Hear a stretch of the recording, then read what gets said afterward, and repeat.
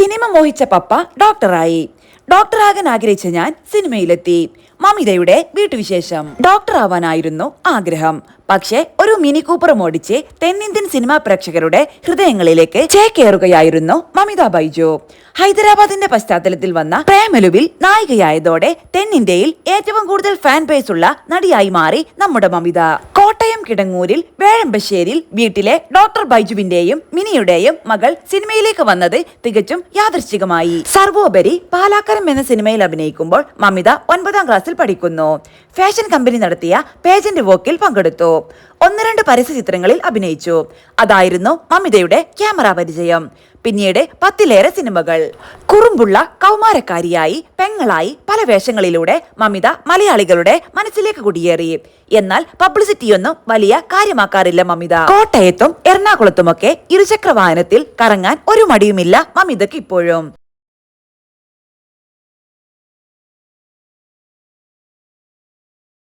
ആളുകൾ തിരിച്ചറിഞ്ഞു ക്യാമറയുമായി വരുമ്പോഴേക്കും ഒരു ചെറുചിരിയോടെ അവർക്കൊപ്പം ഫോട്ടോയ്ക്ക് പോസ്റ്റ് ചെയ്യാനും മടിയില്ല. ഡോക്ടർമാർ മക്കളെ എങ്ങനെയും ഡോക്ടറാക്കാൻ ശ്രമിക്കുന്ന ഈ കാലത്ത് ഡോക്ടറുടെ മകൾ എങ്ങനെയാണ് സിനിമയിൽ വന്നത്? ഞാനൊരു ഡോക്ടർ ആവണം എന്നായിരുന്നു പപ്പയുടെയും ആഗ്രഹം. എന്നാൽ 6 സിനിമകൾ കഴിഞ്ഞപ്പോൾ ഡോക്ടർ മോഹം ഞാനങ്ങ് ഉപേക്ഷിച്ചു. പപ്പയ്ക്ക് ആദ്യം അതിൽ വിഷമമുണ്ടായിരുന്നു. പിന്നെ പപ്പയും അത് ഉൾക്കൊണ്ടു. കാരണം എന്താണെന്നാൽ സിനിമാ രംഗം പപ്പയ്ക്ക് ഏറെ ഇഷ്ടപ്പെട്ട ഒന്നായിരുന്നു. സിനിമാ സംവിധായകനാവുകയായിരുന്നു പപ്പയുടെ സ്വപ്നം. പക്ഷേ വീട്ടിലെ സാമ്പത്തിക സാഹചര്യങ്ങൾ അനുകൂലമായിരുന്നില്ല. മാത്രമല്ല പപ്പ നന്നായി പഠിക്കുന്ന ആളായിരുന്നതുകൊണ്ട് പഠിച്ച് ഡോക്ടറായി. മെഡിക്കൽ കോളേജിൽ ജോലി ചെയ്തു. അതിനുശേഷം അമൃത ആശുപത്രിയിൽ റിസർച്ച് ചെയ്തു. അതിനുശേഷമാണ് ഞങ്ങളുടെ നാട്ടിൽ തന്നെ സ്വന്തം ക്ലിനിക്ക് തുടങ്ങിയത്. സിനിമ ആഗ്രഹിച്ച് ഡോക്ടറായ ആളാണ് പപ്പ. ഡോക്ടറാവാൻ ആഗ്രഹിച്ച് സിനിമാ രംഗം തെരഞ്ഞെടുത്ത ആളാണ് ഞാൻ. ക്ലിനിക്കിലെ കുഞ്ഞു ഡോക്ടറായിരുന്നു എന്ന് കേട്ടിട്ടുണ്ട്. കുഞ്ഞായിരുന്നപ്പോഴേ ഞാൻ പപ്പയുടെ ക്ലിനിക്കിൽ പോയിരിക്കും. അവിടെ വരുന്നവർക്കൊക്കെ എന്നെ വലിയ ഇഷ്ടമായിരുന്നു. കുട്ടി ഡോക്ടർ എന്നാണ് അവർ വിളിച്ചിരുന്നത്. അന്നൊക്കെ ഞാൻ വിശ്വസിച്ചിരുന്നത് ഞാനും ഡോക്ടറാണെന്നാണ്. കുറച്ചുകൂടി മുതിർന്നാൽ എനിക്കും രോഗികളെ പരിശോധിക്കാമെന്നും മരുന്ന് കൊടുക്കാമെന്നുമൊക്കെ കരുതി. പിന്നീടാണ് ഡോക്ടറാവാൻ പഠിക്കണമെന്നൊക്കെ മനസ്സിലാവുന്നത്. അപ്പോഴും ഡോക്ടറാവാൻ തന്നെയായിരുന്നു താല്പര്യം. രോഗം ഭേദമായ പലരും വന്ന് അച്ഛനോട് നന്ദി പറയുന്നതും ഇമോഷണലായി സംസാരിക്കുന്നതും കണ്ടിട്ടുണ്ട്. ഈ ജോലിക്ക് സേവനമുഖം കൂടിയുണ്ടല്ലോ, അതും ആകർഷിച്ചു. മാത്രമല്ല മെഡിക്കൽ PGക്ക് പഠിക്കേണ്ട വിഷയങ്ങൾ പോലും ഞാൻ കണ്ടുവച്ചു. പക്ഷേ വിധിച്ചത് അതല്ലായിരുന്നു. ഓർക്കുമ്പോൾ ഈ ജീവിതം ഒരു ഭാഗ്യമായാണ് തോന്നുന്നത്. എന്റെ അച്ഛനും അമ്മയും കഷ്ടപ്പെട്ടതിന്റെ ഫലം. പക്ഷേ ഈ ഗ്ലാമറൊക്കെ ശാശ്വതമാണെന്ന് വിശ്വസിക്കുന്ന ആളല്ല ഞാൻ. എങ്ങനെയായിരുന്നു കലാരംഗത്തേക്കുള്ള വരവ്? അമ്മയാണ് എന്നെ കലാരംഗത്തേക്ക് പിച്ചവെപ്പിച്ചത്. ചെറുപ്പത്തിൽ ഡാൻസും പാട്ടും പഠിക്കണമെന്ന് അമ്മയ്ക്ക് വലിയ ആഗ്രഹമായിരുന്നു. പക്ഷേ അമ്മയ്ക്ക് അതിന് സാധിച്ചില്ല. അതുകൊണ്ടാവും എന്നെ ഈ രംഗത്തേക്ക് കൊണ്ടുവന്നത്. ഏറ്റുമാനൂർ മേരി മൗണ്ട് പബ്ലിക് സ്കൂളിലാണ് ഞാൻ 10ാം ക്ലാസ് വരെ പഠിച്ചത്. പിന്നെ കിടങ്ങൂർ NSS ഹയർ സെക്കൻഡറി സ്കൂളിലും. 3 വയസ്സുള്ളപ്പോൾ ഞാൻ ഡാൻസ് പഠിക്കാൻ തുടങ്ങി. പിന്നീട് അങ്ങോട്ട് ഹയർ സെക്കൻഡറി വരെ എല്ലാ കലോത്സവങ്ങളിലും പങ്കെടുത്തു.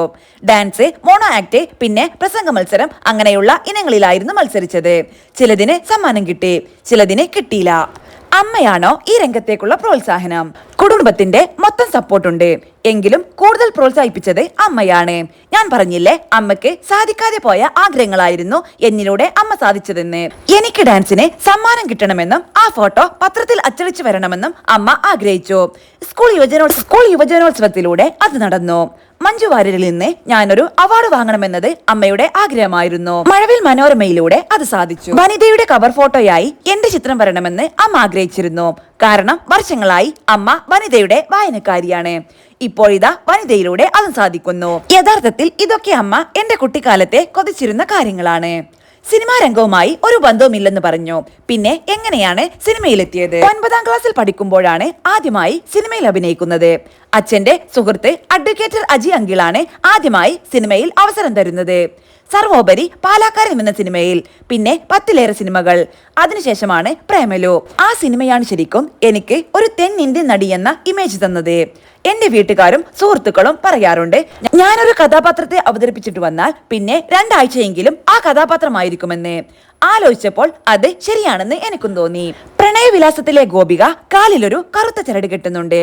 ഷൂട്ടിംഗ് കഴിഞ്ഞെങ്കിലും എനിക്ക് ആ ചരട് അഴിച്ചു മാറ്റാൻ തോന്നിയില്ല. അത് പിന്നെ എങ്ങനെയോ അഴിഞ്ഞുപോയി. ഇതുപോലെയാണ് മറ്റു പല കഥാപാത്രങ്ങളും. അദൃശ്യമായ ഒരു ചരടിൽ നമ്മളെ കെട്ടിയിടും. പിന്നെ കുറച്ചുനാൾ വേണം അത് അഴിഞ്ഞു പോവാൻ. പ്രേമലുവിലെ റിനു ഇപ്പോഴും കൂടെയുണ്ടെന്ന് തോന്നാറുണ്ട് പലപ്പോഴും. കഥാപാത്രങ്ങളോടുള്ള ഈ ആത്മാർത്ഥതയാണോ ഇത്രയും ആരാധകരെ സൃഷ്ടിച്ചത്? അത് പപ്പയിൽ നിന്ന് പഠിച്ച പാഠമാണ്. എന്ത് ജോലി ചെയ്താലും വളരെ ആത്മാർത്ഥമായി ചെയ്യണമെന്നാണ് പപ്പ പഠിപ്പിച്ചിട്ടുള്ളത്. തീരെ ചെറിയ കുട്ടികളും അമ്മൂമ്മമാരുമൊക്കെ കാണാൻ വരുന്നതാണ് ഏറെ സന്തോഷം. എന്റെ സമപ്രായക്കാരൊക്കെ ആരാധന കൊണ്ടുവരുന്നതാവും. പക്ഷെ ഇവർ അങ്ങനെയല്ലല്ലോ, ഉള്ളിലുള്ള ഇഷ്ടം കൊണ്ടുവരുന്നതല്ലേ. മമിത നസ്ലിൻ കോംബോ ഇനിയും പ്രതീക്ഷിക്കാമോ? ഞങ്ങൾ രണ്ടുപേരും തമ്മിൽ നല്ലൊരു കെമിസ്ട്രി ഉണ്ടെന്ന് പലരും പറയാറുണ്ട്.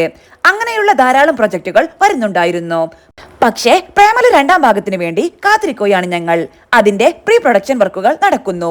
ARM എന്ന സിനിമയിൽ ശബ്ദം നൽകിയതിന് സിനിമയിലെ നായകൻ ടൊവിനോ നന്ദി പറഞ്ഞിരിക്കുന്നു. ആ സിനിമയിലെ നായിക കൃതി ഷെട്ടിക്ക് ശബ്ദം നൽകുമ്പോൾ ഇത്രയും വാർത്തയാകുമെന്ന് കരുതിയില്ല. എന്തായാലും സന്തോഷം. പ്രേമലുവിൽ മിനി കൂപ്പർ ഓടിച്ച് മറ്റുള്ളവരെ ഞെട്ടിക്കുന്നത് പോലെ നന്നായി വണ്ടി ഓടിക്കാറുണ്ടോ?